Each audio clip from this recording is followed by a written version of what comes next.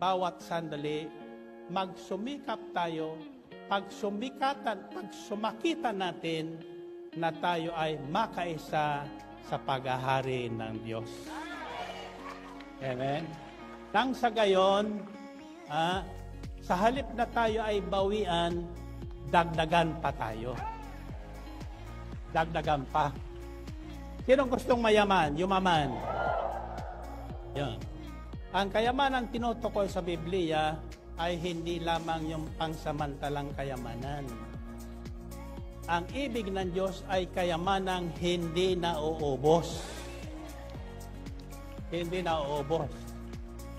At bawat kita natin, pag hindi natin nakalimutan ang bahagi para sa Panginoon, anong tawag doon?